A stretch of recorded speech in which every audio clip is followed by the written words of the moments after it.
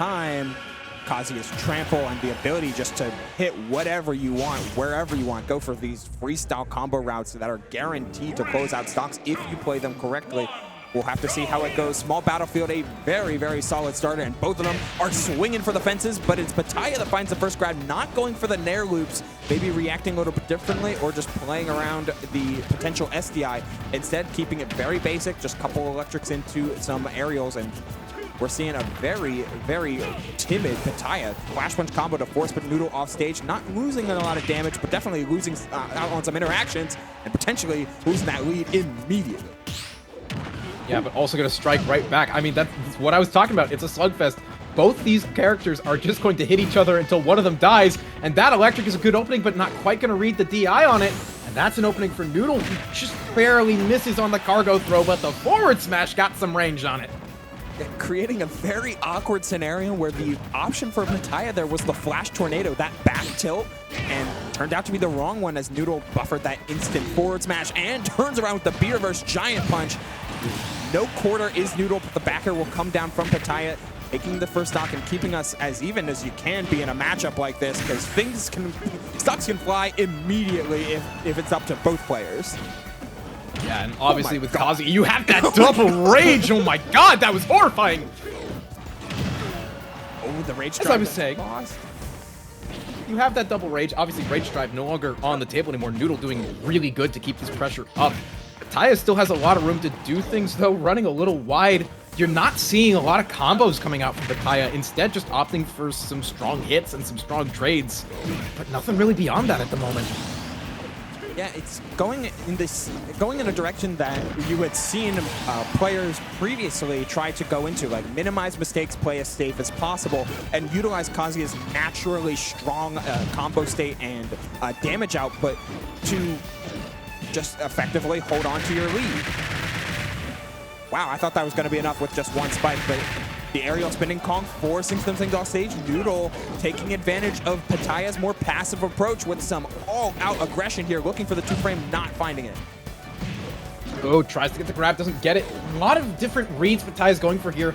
None of them quite working out, and you can see Noodle starting to just play around a little bit more, trying to play this airspace that Kazuya has a little bit of trouble playing in. Only character with 7 frames of jump squat, but that might not matter if you can get things. That's a misinput, and that's going to lead to the overall death with the turnaround giant punt.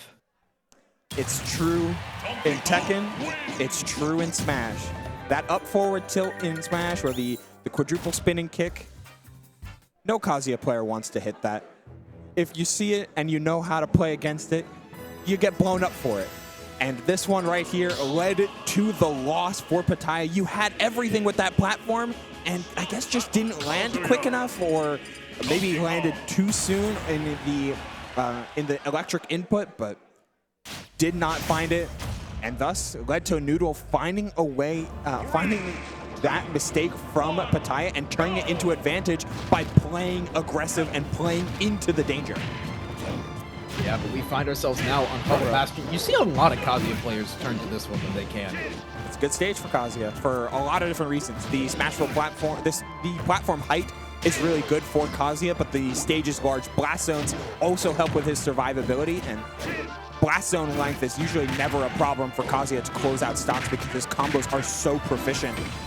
I mean, combos though, Noodle's saying something about that. We get to see if there's an edge guard here, choosing for the demon laser. It does connect, but not able to make it back. It's Noodle that strikes first. After, again, if Petayaa taking the first damage, but Noodle finds the first stock.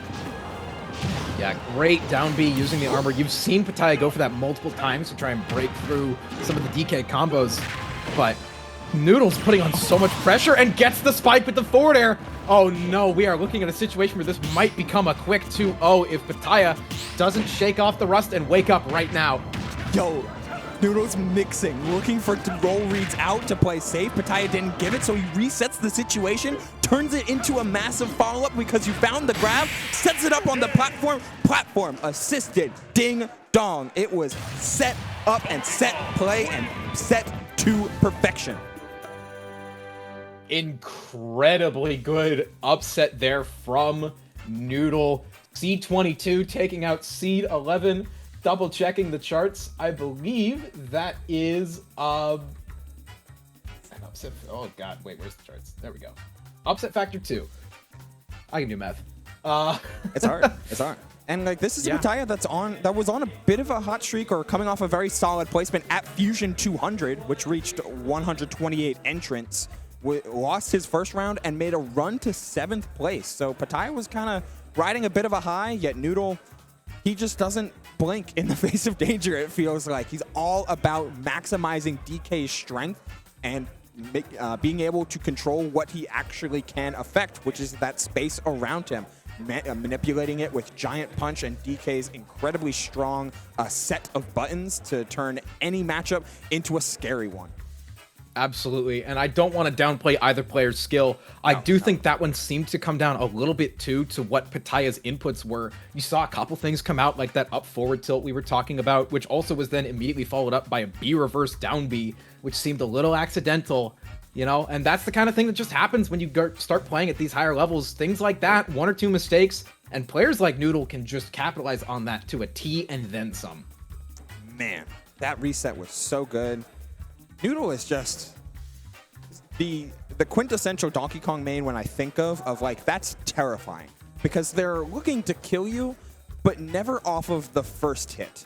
They're looking to find the bridge that's able to get them from their first B&B combo that takes you from 0 to 50, 0 to 60, to the finishing combo that takes you from 60, 70, 80 to closing out the stock. And they're able to find that bridge by utilizing platforms well, manipulating trips off of things like down tilt to set up into free tech chases instead of just taking the grab. They're thinking that extra step ahead that